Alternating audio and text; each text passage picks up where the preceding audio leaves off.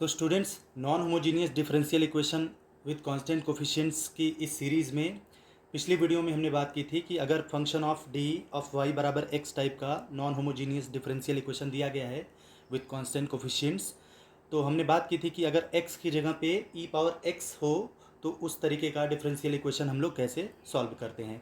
तो आज की इस वीडियो में हम देखेंगे कि अगर इस कैपिटल x की जगह पे साइन ए एक्स हो या फिर कॉस ए एक्स हो तो फिर हम डिफरेंशियल इक्वेशन का सोल्यूशन कैसे निकालेंगे। ठीक है, तो आपको बता दें कि अगर x की जगह पे साइन ए एक्स हो या फिर कॉस ए एक्स हो, दोनों ही केस में जो प्रोसीजर होगा हमारा वो सेम होगा, यानी क्वेश्चन सॉल्व करने का जो तरीका होगा वो सेम होगा। तो अगर हम किसी एक को डिस्कस कर ले रहे हैं तो दूसरा का भी वही सेम मॉडस ऑपरेंडी रहेगी। ठीक है, तो यहाँ पे इस चीज़ को समझने के लिए हमने पहली बात तो हमारे पास डिफरेंशियल इक्वेशन दिया गया है फंक्शन ऑफ डी वाई बराबर एक्स, जहाँ एक्स का मान हमने बताया कि या तो साइन एक्स ए एक्स होगा या फिर कॉस ए एक्स होगा। ठीक है, यहाँ पे हम एक नया फंक्शन डिफाइन कर रहे हैं जो कि डी स्क्वायर का फंक्शन है, इसको हम फाई से डिनोट कर रहे हैं। तो फाई डी स्क्वायर कैसे डिफाइंड है? सी एन डी स्क्वायर की power n plus C n minus one D square की power n minus one plus C n minus two D square की power n minus two plus dot dot dot C two D square की power two plus C one D square की power one और plus C zero into D square की power zero यानी कि सी zero. तो ये हमने एक फंक्शन डिफाइन किया है, एक आर्बिट्ररी फंक्शन डिफाइन किया है जो कि हमारा पर्टिकुलर इंटीग्रल निकालने में काम आएगा। उससे पहले हम लोग कुछ और भी बातें देखते हैं यहाँ पे कि जैसे साइन ए एक्स का अगर डिफ्रेंसिएशन करें तो ये क्या मिलेगा? ए cos A x. Sign a x का अगर 2 बार डिफ्रेंसिएशन करें तो ये मिलेगा minus a square sine a x. 3 bar differentiation करने पर मिलेगा minus A cube cos A x. 4 बार पे डिफ्रेंसिएशन करने पे मिलेगा ए पावर 4 साइन ए एक्स। ठीक है, 5 बार डिफ्रेंशिएट अगर करते हैं तो मिलेगा ए पावर 5 कॉस ए एक्स। 6 बार करने पर मिलेगा minus A power 6 sign a x. 7 bar differentiate कर रहे हैं अगर साइन ए एक्स को तो हमको मिल रहा है minus A power 7 cos A x, और 8 बार डिफ्रेंशिएट करने पर मिल रहा है ए पावर 8 साइन ए एक्स। ये हमने इतना क्यों लिखा है? ताकि आपको हम इसमें एक पैटर्न दिखा पाएँ। वो पैटर्न क्या है? वो पैटर्न समझाने के लिए जैसे यहाँ पे लिखा गया है कि D square sine a x बराबर minus a square sine a x, तो इस चीज़ को हम लिख सकते हैं डी स्क्वायर का मतलब है डी स्क्वायर की power 1 of sine a x. ठीक है, और बराबर आ रहा है minus a square sine a x, तो इसको भी लिख सकते हैं माइनस ए स्क्वायर की पावर 1 साइन ए एक्स। ठीक है, ऐसे ही जो दूसरा रिजल्ट यहाँ पे लिखा हुआ है वो है डी के पावर 4 साइन ए एक्स, यानी कि साइन ए एक्स का 4 बार अगर डिफ्रेंसिएशन किया जा रहा है तो ये आ रहा है ए पावर 4 साइन ए एक्स। तो इस चीज़ को हम पावर्स की हेल्प से ऐसे लिख सकते हैं डी स्क्वायर का स्क्वायर साइन ए एक्स और बराबर ए पावर 4 को भी लिखा जा सकता है माइनस ए स्क्वायर का स्क्वायर साइन ए एक्स। इसी प्रकार जो डी पावर 6 है और साइन ए एक्स है, मतलब कि 6 बार डिफ्रेंसिएशन है साइन ए एक्स का, तो उसका रिजल्ट इतना आ रहा है जिसको कि हम लिख सकते हैं डी स्क्वायर की पावर 3 साइन ए एक्स बराबर माइनस ए स्क्वायर की पावर 3 साइन ए एक्स। ठीक है, ऐसे ही D power 8 sign a x जो है वो ए पावर 8 साइन ए एक्स के बराबर है, तो इसको लिख सकते हैं डी स्क्वायर की पावर 4 साइन ए एक्स बराबर माइनस ए स्क्वायर की पावर 4 साइन ए एक्स। ठीक है, तो ऐसे करते करते अगर हम एन बार डी स्क्वायर को एन बार मल्टीप्लाई करें, या यूँ कह लीजिए कि साइन ए एक्स को 2n बार अगर डिफ्रेंशिएट करें तो उसको लिख सकते हैं d के पावर 2 और टोटल के पावर n, ठीक है, ऑफ साइन ए एक्स बराबर माइनस ए स्क्वायर के power n sine a x. ठीक है, ये चीज़ लिखने के लिए ही हमने इतना तामझाम किया। यही जो पैटर्न हम यहाँ पे दिखाने की कोशिश कर रहे हैं, ये पैटर्न यही है कि डी स्क्वायर की power n sine a x बराबर हो जाएगा माइनस ए स्क्वायर की power n sine a x. अब बात करते हैं जो हमारे पास फंक्शन दिया गया था यानी कि फाई डी स्क्वायर की। अगर हम फाई डी स्क्वायर को ऑपरेट करते हैं साइन ए एक्स पे तो फाई डी स्क्वायर का जो मान हमने डिफाइन किया था उसके हिसाब से इसकी वैल्यू इतनी आ जाएगी। अब इसको हम लिख सकते हैं बराबर सी एन डी स्क्वायर की power n of sine a x plus C n minus one D square की power n minus one of sine a x plus C n minus two D square की power n minus two sine a x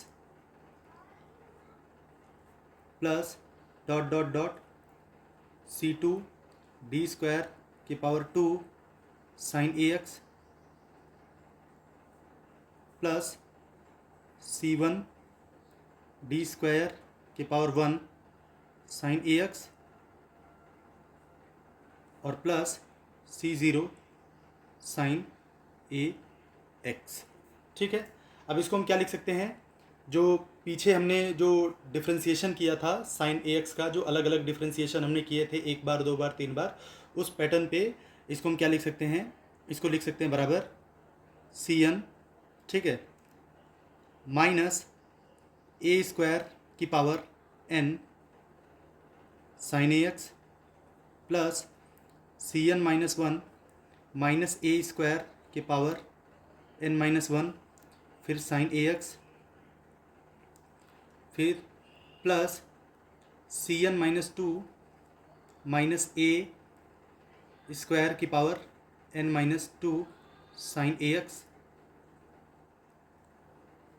plus dot dot dot plus C2 minus a square के power 2 sine a x plus C1 minus a square की power 1 sine a x और plus C0 sign a x. अब इसके बाद हम इसको क्या लिख सकते हैं, ये हो जाएगा बराबर Cn माइनस ए स्क्वायर के power n plus Cn minus 1 minus a square के power n minus 1 plus Cn minus 2 minus a square के power n minus 2 plus dot dot dot plus C2 minus a square के power 2 plus C1 minus a square के power 1 और plus A0, ठीक है, total into sine a x. तो students अगर आप ध्यान दें तो इस एक्सप्रेशन में, ऊपर वाले एक्सप्रेशन में और नीचे वाले एक्सप्रेशन में आप समझ सकते हैं कि बस डी स्क्वायर को रिप्लेस किया गया है किससे, माइनस ए स्क्वायर से। तो इसका मतलब हमारे पास ये रिज़ल्ट आ गया कि फाई डी स्क्वायर जब ये ऑपरेट किया जाएगा साइन ए एक्स पे तो हमको क्या मिलेगा, phi minus a square sine a x. तो अगर 1 upon function of D square को ऑपरेट कर दे दोनों तरफ तो हमें देखिए क्या मिलने वाला है, 1 upon function of D square को हम ऑपरेट कर रहे हैं दोनों तरफ,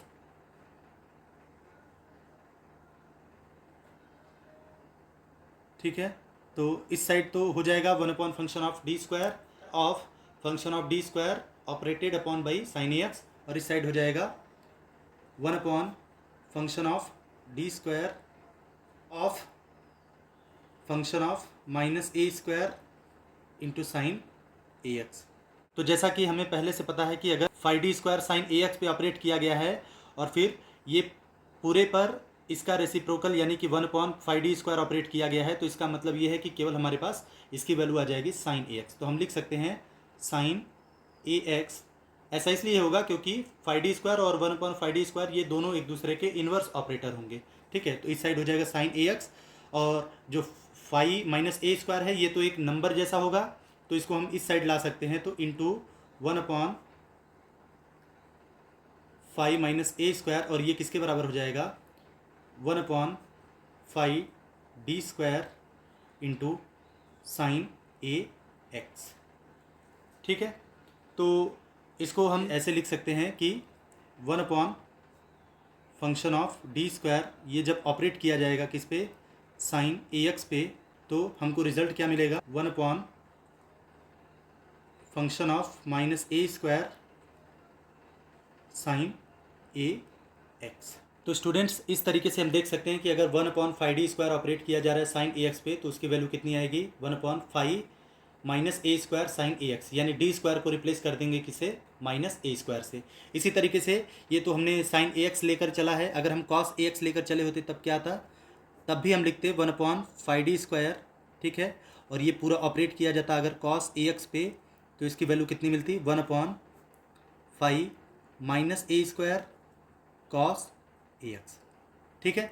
तो आपको बस ऐसे याद रखना है कि अगर साइन ए एक्स है या कॉस ए एक्स है और उस पर 1 upon phi D square operate किया जा रहा है तो उसकी वैल्यू निकालने के लिए बस डी स्क्वायर को किससे रिप्लेस कर देंगे, माइनस ए स्क्वायर से। अगर साइन ए एक्स है तो साइन ए एक्स ले लेंगे, और कॉस ए एक्स है तो कॉस ए एक्स ले लेंगे। तो स्टूडेंट्स अब हम बात करते हैं कि जो हमारा ओरिजिनल जो डिफरेंशियल इक्वेशन था, यानी कि function of D of y बराबर एक्स, ठीक है, जहाँ एक्स बराबर या तो साइन ए एक्स है या फिर कॉस ए एक्स है, तो इसका पर्टिकुलर इंटीग्रल कितना होगा।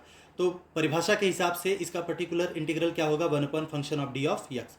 अब आपको एक बात बता दें कि यहाँ पे जो हमने फाइव डी स्क्वायर लेकर चला है, जो ये फाइव फंक्शन हमने लेकर चला है, ये ऐसे ही नहीं लेकर चला है, बल्कि फंक्शन ऑफ डी ही असल में फाइव डी स्क्वायर है। यानी कि यहाँ पे हमने फंक्शन ऑफ डी को ही फाइव डी स्क्वायर लेकर चला है, ठीक है, function of D he five D square है। और अगर एक्स की जगह पे मान लीजिए साइन ए एक्स है, तो साइन ए एक्स है तो इसका मान कितना हो जाएगा, 1/5 माइनस ए स्क्वायर, और यहाँ पे साइन ए एक्स, ठीक है। अब जैसे मान लीजिए अगर यहाँ पे कॉस होता तब क्या होता, तो कॉस के केस में कितना हो जाता, 1/5 डी स्क्वायर, ठीक है। कॉस ए एक्स अगर होता तो जैसा कि हमने ऊपर लिखा है, तो ये कितना हो जाता, 5 minus a square cos A x. इस केस में जो हमारा पर्टिकुलर इंटीग्रल है वो इतना हो जाता, ठीक है। तो स्टूडेंट ये हमारे पास एक रिजल्ट आया जो कि हमें याद रखना है, ताकि हम इस तरीके के डिफरेंशियल इक्वेशन का सलूशन जो है वो अच्छे से निकाल पाएँ, ठीक है। आपको फिर से बता दें कि अगर डिफरेंशियल इक्वेशन हमारा दिया गया function of D of y बराबर एक्स, और एक्स का मान या तो साइन ए एक्स है या फिर कॉस ए एक्स है, तो उसका जो पर्टिकुलर इंटीग्रल होगा वो इस तरीके से हम लोग निकालते हैं। यानी उसमें जहाँ पे डी स्क्वायर दिखेगा फंक्शन ऑफ डी में, वहाँ उसको माइनस ए स्क्वायर से रिप्लेस कर देंगे। लेकिन ये तभी संभव है जब five minus a square non zero है, ठीक है। तो अगर फाइव माइनस ए स्क्वायर जो है वो जीरो हो जा रहा है, तब क्या होगा रिजल्ट, तब क्या होगा पर्टिकुलर इंटीग्रल। तो उस चीज़ को समझने के लिए हमने यहाँ पे एक नोट लिखा है, उस नोट में ही हम आपको बता दे रहे हैं, ठीक है। इस नोट में बताया जा रहा है कि अगर 5 - a² का मान जीरो है, ठीक है, तो 5 - a² जीरो होने का मतलब क्या है, 5 की जगह मतलब इस 5 फंक्शन में जहाँ पे d² था वहाँ अगर -a² रख दे तो आंसर क्या आ जाएगा, ज़ीरो आ जाएगा। तो इसका मतलब ये है कि वो जो केस होंगे पर्टिकुलर इंटीग्रल वाले वो ऐसे दिखेंगे, जैसे 1/d² + a² of sine a x, 1/d² + a² of cos A x. इसमें अगर आप d² को रिप्लेस करें -a² से, तो निश्चित है यहाँ पे जीरो हो जाएगा।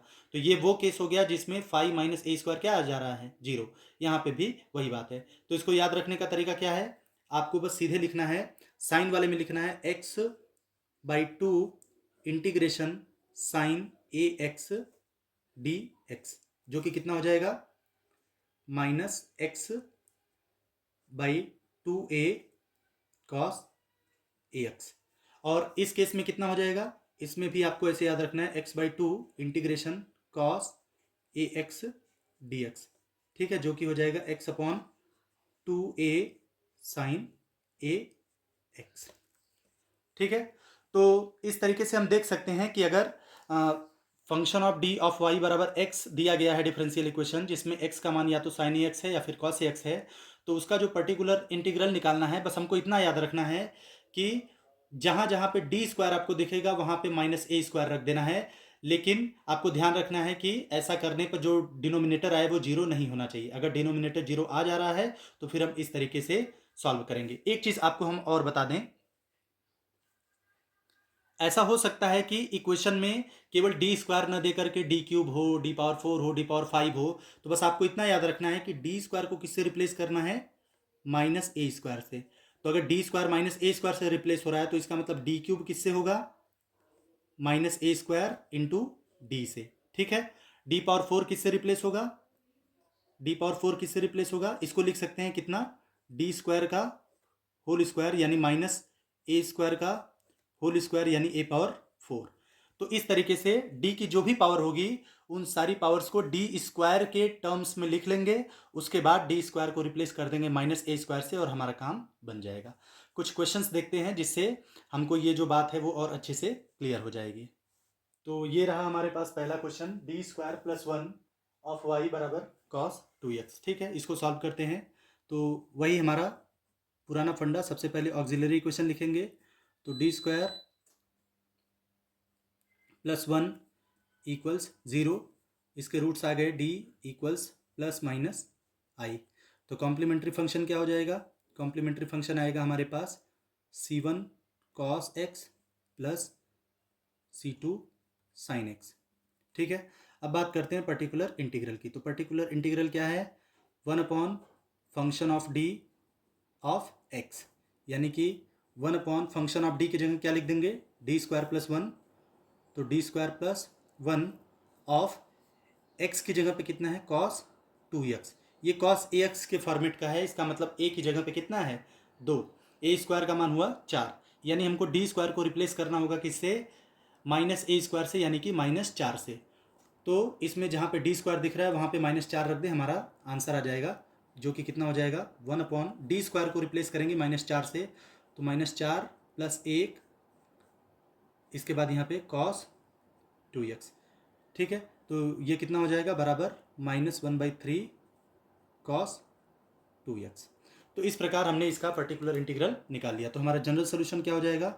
जनरल सोल्यूशन हो जाएगा y = CF + PI, यानी कि y बराबर C1 cos x + C2 sin x -1/3 cos 2x।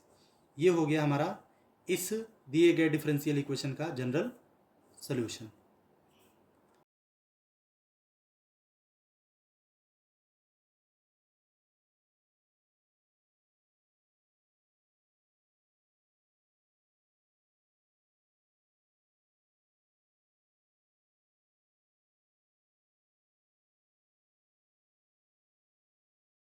तो स्टूडेंट्स, ये है हमारे पास अगला question, d² - 3d + 2 of y बराबर sin 3x। ठीक है, हमको इसको भी सॉल्व करना है। तो सबसे पहले ऑक्सिलरी इक्वेशन, तो ऑक्सिलरी इक्वेशन हमारा कितना हो जाएगा? d² - 3d + 2 = 0। ठीक है, जिसको कि लिख सकते हैं d - 1 × d - 2 = 0, यानी d बराबर कितना आ गया? 1 और 2। तो कॉम्प्लीमेंट्री फंक्शन क्या हो गया हमारा? कॉम्प्लीमेंट्री फंक्शन हो गया हमारे पास C1 e⁻x + C2 e⁻2x। अब बात करते हैं पर्टिकुलर इंटीग्रल की। तो परिभाषा के हिसाब से पर्टिकुलर इंटीग्रल क्या हुआ? 1 function of D of x. ठीक है, यानी कि 1 फंक्शन ऑफ डी की जगह कितना है? d² - 3d + 2 of sin 3x। यहाँ एक और बात, ये तो क्लियर हो गया कि इसमें 1 function of D sine ax जैसा है। ठीक है, तो d² की जगह तो -a² रख देंगे, यानी d² को रिप्लेस कर देंगे -9 से। लेकिन यहाँ d² के साथ साथ d भी दिख रहा है, तो आपको d को कुछ भी नहीं करना है, d को वैसे ही रखना है, d को भी d² बनाना है। कैसे बनेगा, इसी एग्जाम्पल से आपको समझ में आ जाएगा, बस थोड़ा सा ध्यान दीजिए। ठीक है, तो इसको लिखेंगे बराबर 1/d² की जगह तो रख देंगे -9, तो ये हो गया -9 - 3d + 2, यहाँ हो गया sin 3x। ठीक है, यहाँ तक तो कोई परेशानी नहीं है। अब इसको लिख देंगे बराबर 1 -3d और -7 ऑफ sin 3x। ठीक है, 1 -3d -7, ठीक है, और ऑफ sin 3x। तो अब हमको यहाँ पे फिर से d² चाहिए, क्योंकि ये पूरा का पूरा पैटर्न इसी कॉन्सेप्ट पे बेस्ड ही है कि आपको d² लाना है, d² को रिप्लेस करना है -a² से। तो यहाँ d² तो है नहीं, तो d² नहीं है, तो यहाँ पे d² हमको बनाना पड़ेगा। वो कैसे बनेगा, ज़रा ध्यान दीजिएगा। पहली बात तो यहाँ से माइनस कॉमन ले रहे हैं, तो माइनस कॉमन लेंगे तो इसको लिख सकते हैं 3d + 7। तो आपको बस इतना करना है कि 3d -7 से ऊपर नीचे मल्टीप्लाई करना है। ठीक है, माइनस जब हमने कॉमन लिया तो नीचे हमारे पास 3d + 7 बचा था, तो उसको जैसे रेशनलाइज करते हैं वैसा ही कुछ करना है। यहाँ पे आपको अगर a + b दिखे तो ऊपर नीचे a - b से गुणा करना है, a - b दिखे तो ऊपर नीचे a + b से गुणा करना है। तो माइनस कॉमन लेते ही यहाँ पे 3d + 7 दिखा, इसलिए हम 3d - 7 से ऊपर नीचे गुणा करेंगे, तो 3d - 7 ऊपर हो गया और 3d - 7 नीचे हो गया ऑफ sin 3x। ठीक है, इतना क्लियर है। अब हम आगे बढ़ते हैं। अब क्या करेंगे, अब 3d - 7 में माइनस से गुणा कर देंगे, तो ये हो जाएगा 7 - 3d ऑफ sin 3x। आप चाहें तो इसके बगल में भी लिख सकते हैं, अपॉन अब a प्लस बी हो गया, a माइनस बी हो गया, जिसको लिखेंगे ए स्क्वायर माइनस बी स्क्वायर, यानी कि 9d स्क्वायर माइनस 49। ठीक है, अब देख सकते हैं आप यहाँ पे आपका डी स्क्वायर आ चुका है। तो जब डी स्क्वायर आ चुका है तो डी स्क्वायर को किससे रिप्लेस करना है? माइनस ए स्क्वायर से, यानी कि -9 से। तो डी स्क्वायर को -9 से हमने रिप्लेस किया तो हमारे पास पर्टिकुलर इंटीग्रल की वैल्यू क्या आ गई?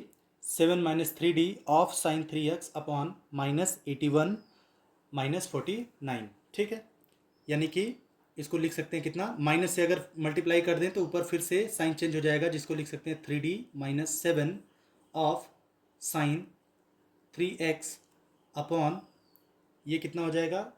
ये हो जाएगा आपका 9 1 10 8 4 12 1 13 130। ठीक है, तो अब ऊपर जो 3d - 7 ऑफ साइन 3x दिख रहा है, तो ये एक ऑपरेटर है जिसको साइन 3x पे ऑपरेट करना है। तो ऑपरेट करेंगे कैसे?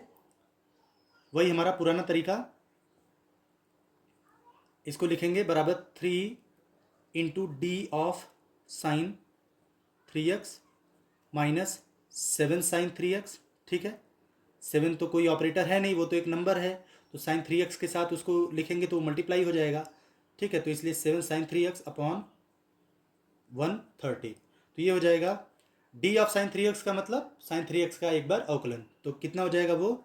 9 cos 3x minus 7 sine 3x upon 130। तो ये आ गया हमारे पास पर्टिकुलर इंटीग्रल। तो जो हमारा जनरल सोल्यूशन है, जनरल सोल्यूशन क्या हो जाएगा? y equals C F plus P I. ठीक है, यानी कि y बराबर सी एफ हमारे पास कितना आया था, शायद c1 ई पावर एक्स प्लस c2 ई पावर 2x था, और प्लस पी आई, तो पी आई की वैल्यू लिख दीजिए 9 cos 3x minus 7 sine 3x upon 130। ठीक है, ये हमारे पास दिए गए डिफरेंशियल इक्वेशन का जनरल सोल्यूशन आ गया। ठीक है, एक लास्ट एग्जांपल हम और देखेंगे जिसमें जो डिनोमिनेटर जीरो हो रहा था, तो उसकी भी बात हम कर लें ताकि वो भी हमें क्लियर हो जाए। तो ये हमारे पास एक और क्वेश्चन है, D square plus 9y equals cos 3x। ठीक है, तो सबसे पहले ऑक्सिलरी इक्वेशन, तो ऑक्सिलरी इक्वेशन क्या हुआ यहाँ पे? ऑक्सिलरी इक्वेशन हो गया डी स्क्वायर प्लस 9 इक्वल 0। तो यहाँ डी मिल गया हमारे पास प्लस -3i। तो इससे कॉम्प्लीमेंट्री फंक्शन क्या मिला हमारे पास? c1 cos 3x plus c2 sign 3x। ठीक है, अब बात करते हैं पर्टिकुलर इंटीग्रल की। तो पर्टिकुलर इंटीग्रल आ गया 1 upon function of D of x, ये तो डेफिनेशन हो गई, जो कि हो जाएगा 1 upon D square plus 9 of cos 3x। ठीक है, तो अगर आप देखें कि इसमें डी स्क्वायर को रिप्लेस करें हम माइनस ए स्क्वायर से, यानी कि -9 से, तो हम पा रहे हैं कि डिनोमिनेटर क्या हो जा रहा है? 0, यानी कि ये इस फॉर्मेट में आ गया 1 upon D square plus A square of cos A x, जहाँ पे डी स्क्वायर की जगह -a स्क्वायर नहीं रख सकते क्योंकि डिनोमिनेटर क्या हो जाएगा? 0। तो हमने बताया था कि तब इसको कैसे हैंडल करते हैं, तो इसके लिए हमने एक फार्मूला बताया है कि तब इसकी वैल्यू कितनी हो जाएगी। आपको बस x/2 करना है और इंटीग्रेट करना है cos ax को, यही इसका जो है तरीका है। तो यही फार्मूला अगर हम यूज़ करें तो इसकी वैल्यू कितनी हो जाएगी? x/2। ठीक है, इंटीग्रेशन cos 3x dx, यानी कि ये कितना हो जाएगा? x/6 sign 3x। तो इसका मतलब इस डिफरेंशियल इक्वेशन का जो जनरल सोल्यूशन है हमारे पास, वो कितना आ जाएगा? इसका जनरल सोल्यूशन आएगा, general solution y equals C F plus P I, यानी कि y इक्वल्स सी एफ कितना है? c1 cos 3x plus c2 sign 3x और प्लस x/6 साइन 3x। ठीक है, तो इस तरीके से हम ऐसे क्वेश्चंस को करते हैं। आशा करते हैं कि आपको ये कॉन्सेप्ट अच्छे से समझ में आया होगा। बहुत बहुत धन्यवाद।